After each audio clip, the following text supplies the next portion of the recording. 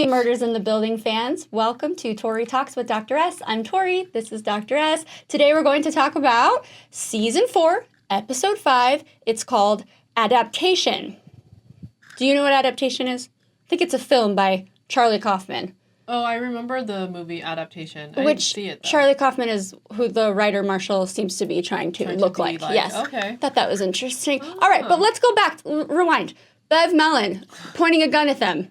No, it turns out she's just startled by them. She just was like, oh, it's just you guys. But what is she doing there? Yeah. Why, are you doing research? Mm-hmm. She's very suspicious to me. She is suspicious. I mean, she was believable when she was like, oh, it's just you guys. I was like, okay, she's not trying to do something. I don't know. But yeah, it was suspicious. Well, she's like, no, I didn't. She says it so casually. No, I did not kill Saz. And she has an alibi. Mm-hmm. She was at Variety's Power Women party in L.A.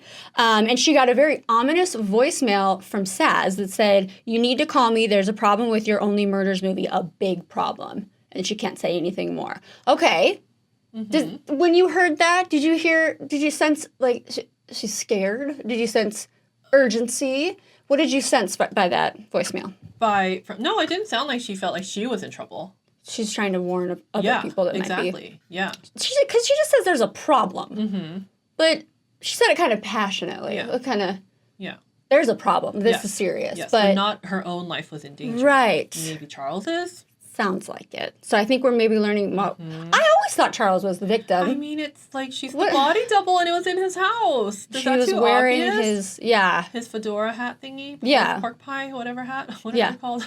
What are they? Fedora? Oh, whatever. Yeah, I don't know. It doesn't matter. With the brim. All right, let's talk about Marshall, the writer. Mm-hmm. So he kind of acts nervous around the three, but it turns out he was just afraid that they were going to ask for rewrites, give notes. And he's relieved to find out, no, he's just a suspect. Just a suspect.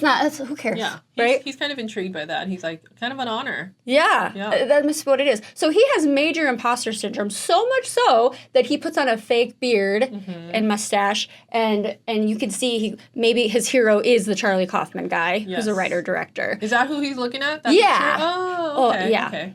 Anyway, but he also has an alibi. He was doing stand-up comedy because, of course, you couldn't pay me enough money to do stand-up comedy. I don't care if somebody else wrote it for me. I'd be mortified.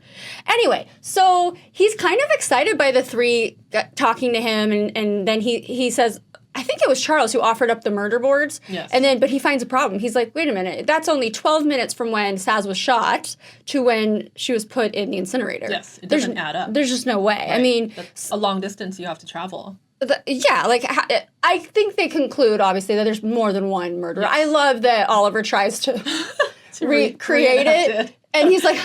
They're like 38 minutes. Not even close, but I'm really liking Martin Short. All the comedy, everything this episode is specifically, I think he's the only one that made me actually laugh out loud. Okay, so then the sisters, they recruit the three of them to do a promotional photo shoot for the movie, but you know who else is there? The actors playing them and the body doubles. It was kind of comic genius, too. And then she's like, you look in the mirrors and it's just, you're everywhere. Oh my gosh, I noticed that the body double looked more like Eva Longoria than Selena Gomez, which makes sense because she's the one that's actually going to be in the movie. But she looked just like her. Like, is that her sister? I wonder. Anyway, and then there's this whole thing with the tacky mats. Now, I wonder if tacky mats is a real thing to keep dust off your shoes. That's a great idea, though. Is that a real invention? I don't know. They might be onto something. It's probably so old and like they've been doing it for years and we just have no idea. But the tacky mat really comes in handy because it picks up people's shoe prints. Yeah. And we know there was a shoe print left in Dudenoff's on his windowsill, right? Mm-hmm. So who has the same shoe print? It's one of the brothers' It's one of the brothers' sisters. Yes, exactly. And there's a weird exchange in that moment. And you can tell Mabel's like kind of onto something, and then all of a sudden we hear gunshots, I believe. Yeah. It can't be popping of... I was thinking popping of lights. And I'm like, no, that was pretty... It was loud. Yeah. And then someone says they shot them. Them. Who's them? Is them the body double? Two people, or is it them, the non-gender pronoun? Oh. They. Because I'm not sure. I don't know. I don't either. That's a good question, though. But it's cool how they're leaving each episode with something where you're like, what? What's happening? Like a little cliffhanger. Great cliffhangers this season. I'm suspicious, though, of, I forgot his name, but Ben Gilroy's body double. Glenn. Glenn, is it Glenn? Yeah. Like Irish guy, played by Paul Rudd, who I love. I'm glad to have him back. I think I like him more as the body double. Yes, same. Well, we already talked about that. Yeah. But he's so funny when he thought Marshall the writer was Mabel. He's like, oh, you're growing a beard. He's like, that's not Mabel. Okay, anyway, go on. Yeah, there's a little something suspicious about him. He's a little off. Huh? Yes, I do think so. I think my prime suspect right now is Marshall because of one thing he said. He was saying that he has above average vision. Oh. Like a sniper, maybe? Yeah. I don't know. Just saying. Interesting. And what were the brothers sisters leaving with earlier in that tall suitcase? Oh. I don't know. Is that, I mean, we never know what is a red herring and what we actually and it's so early that whatever we think now is probably going to be wrong. Yeah. But I feel like sometimes there will be some little thing that's like a throwaway thing. But then it comes back later. Right. Like, oh, that was important after all. Well, yeah. But I don't know at which point that would be brought to our attention. I don't know. Are you most suspicious of Glenn? Or you just have suspicions? It's just something. I just feel like he's going to be involved in something. But it would be like not the murderer.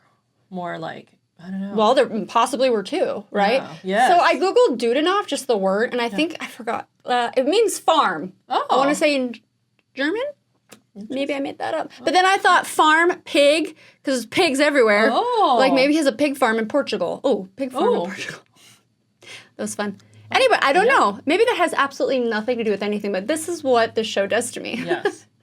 But I'm liking how they're still weaving through the kind of like cinematic thing with like this time it was the writer. Yeah. You know? So I do like it when they do that type of thing. Well, that's what Bev Mellon was saying. She's like, I think it's somebody working on the movie, right? Because why would Saz be concerned? Yeah. You know, for the movie. Yeah. Anyway. But at that point, I didn't even know that the movie was underway. Did they? Yeah, because they happened at the end of last season, right? Wow, yeah. Right? So this was all in the works. It was in the, well, remember it was all in the works. They didn't really know how far along it was, but did Saz know? It sounds like Saz knew before any of them. I mean, obviously. So, that's interesting too then. What's that about? Yeah. The wheels are spinning. Yes. Okay, everybody help us out and let us know what you thought of this episode and if you have anything you want to add to this. And, you know, let us know if we're really far off, if you know. But anyway, all right. Thank you so much for watching. We'll see you next week. Bye-bye.